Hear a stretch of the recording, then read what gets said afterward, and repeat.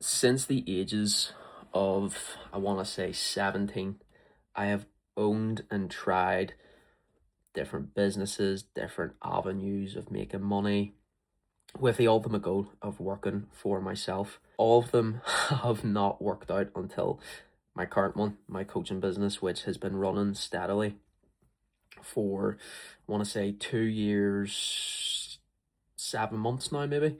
Obviously, still in the infant stage of a business, but I have tried day trading, I've tried trading crypto, I have tried drop shipping, I have sold Roblox coins, and that one actually was the more recent one, which actually worked. It got over £20,000 in sales. I did that with my friend. Now he was the mastermind behind the thing, which is probably why it fucking worked, because it wasn't me who was coming up with every single idea. But that was cool. That was the first time I'd seen like a considerable amount of money, at least for an 18-year-old, from doing a side hustle on the internet. Currently, I am a one-to-one personal trainer and online coach, self-employed.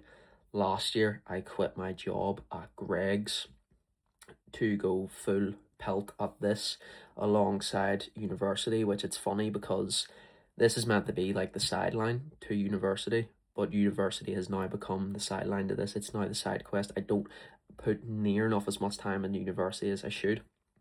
But I'm still getting good grades, so I'm like, well, I don't really have to double the efforts with university or put it first, to be honest, because I'm still doing quite well with it. But it is a Saturday evening, and this is kind of the reality of it though. I am working away, gonna go to the gym soon. And I know most people, obviously Saturdays are for chilling, and most of my Saturdays I will take them off and relax, but today is just a wee bit different. There's extra work to be done. So got done making I want to say, well, putting bank statements across to my accountant for a tax return, and now I am sitting drawing up some plans for a new online client. We did an assessment week with them, and we are just breaking down the data from it, putting it into a Google Doc, and currently building it out. It took me a while to go through all the data. Obviously haven't got very much of it done, but yeah, that is basically the plans. We're going to be going to the gym soon, so I have got some cream of rice locked and loaded here. I've got 100 grams cream of rice, 150 grams blueberries and apple, tiny bit of coconut oil to slow the digestion slightly, because I still want to do a wee bit of work. I don't want to go just yet. And then I've got honey in there as well, about 40 grams. So that'll keep me well fueled for the session, but looking forward to it. We have arrived at the gym after a good few hours of productive work. It is currently 8 o'clock on Saturday. Got upper on the cards. My current training split is upper 3 times per week, lower 1 times per week, because my lower body grows way faster than my fucking upper body. I think that's because for my first like 3 years of training, I absolutely obsessed over growing legs, because I was always fed the narrative that most people train legs like a pussy, and I did not want to be a pussy. That was ingrained in my head through all the bodybuilders I watched on YouTube. So I would devote so much energy to my leg training that it would take away from my upper body sessions, because I did not know how to program. I just spammed 4 sets of everything, high reps, and I was always so fatigued. I did legs twice per week, and my legs grew though. Like, they grew. And I think as well, they're a genetic strong point. Like, my quads insertions are great, but it does go to show that even though I wasn't taking an optimal approach, I still got great results, which I always said to people. I'm like, you know what? Yes, you should look to optimize your training and learn as much as you can about training. But the main thing, once you've got like technique and intensity and all that down, the main thing is just your adherence, like your ability to be able to consistently do that. And I consistently done that. So I'd rather someone be consistently sort of non-optimal than occasionally optimal, if that makes sense. And let's be real, the conditions are never perfect for optimal training anyways, but I'm technically on a deload at the minute as well, and like I really don't feel like going in here and training like 5 reps away from failure. So I'm probably going to push it a wee bit harder tonight. I'm actually feeling good today. I was feeling really beat up during the week just due to really poor stress management and shitty sleep, but I'm feeling a wee bit more recovered. Had a wee bit more food last night, and today calories have been somewhat decent, to be honest. But yeah, don't hyperanalyze your nutrition either. Like, it's great and you should obviously look to have the healthiest diet you can, but within reason. Like, you need to be realistic with it. I think people as well, it's another thing they're over-analyzing these days, is the diet.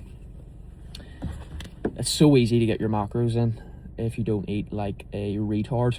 And I don't know if I can say that word on YouTube, but in terms of your micronutrients, your vitamins, your minerals, again, eat veg, eat fruit, eat stuff that agrees with your stomach, you know, get your fiber in, eat a diverse diet. Don't eat the same thing every day on repeat. Obviously have your meals that, you know, are your go-tos, but within that, spice things up a wee bit, a few different protein sources, a few different fiber sources, and you'll be grand, to be honest. Kind of makes me think, like, when people really optimize their diet, human beings, realistically, depending on where you were born in the world, who wouldn't have had access to like loads of different foods that had loads of diverse nutrients. You know, there would have been probably just meat available most of the year, whether it be from, I don't know, boars, deer, cow. And then in the summer seasons there would have been more fruit and whatnot, but apart from that, it would have just been mostly meat and, like, I guess, tubers and other things you would find in the ground. Insects probably as well. I reckon humans definitely ate insects. But anyways, I'm digressing. Let's go and hit this training session.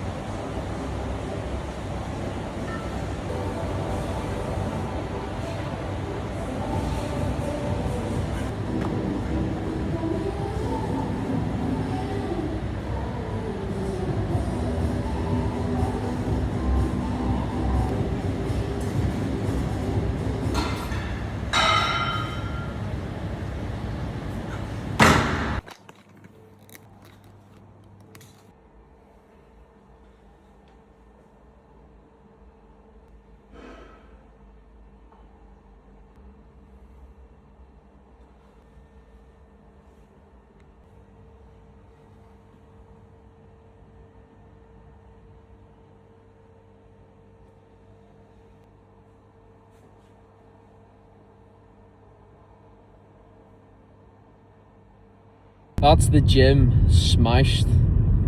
How do people who don't go to the gym go about their day-to-day life? Like, how do you function? What do you do when you have a bad day?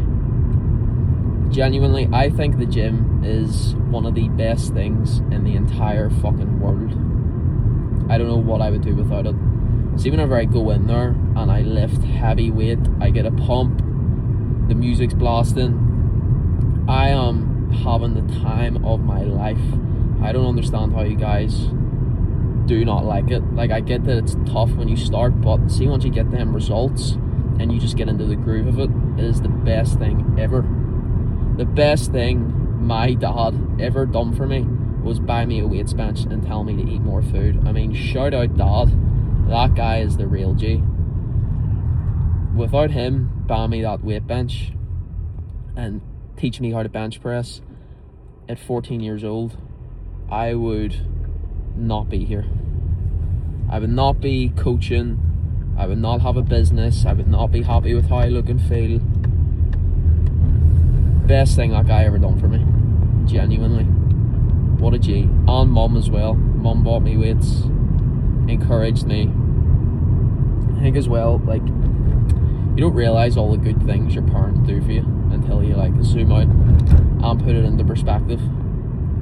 But that was a good workout. I'm actually quite happy with how the physique is sitting. I'm 3 months post-cut and I'm still holding on to a decent bit of condition. Like, you can still see the abs, which I'm actually shocked by. I think this has probably been the most successful reverse diet of my entire life. And the funny thing is, I haven't even been 100%. I've had a holiday in which I drank like George Best, and gained 1.5 stone, I think, in a week or 10 days. I have had another holiday, I've had some nights out, I've had lots of meals out, and I'm still managing to hold on to that condition. So it shows you guys, you don't need to be perfect 24/7. You just need to be consistent. I'd rather someone be a consistent B grade rather than an occasional A star. But away home now, I think Mum has cooked up some very anabolic beef and potatoes. Shh, I'm gonna eat you too for protein if you don't stop barking.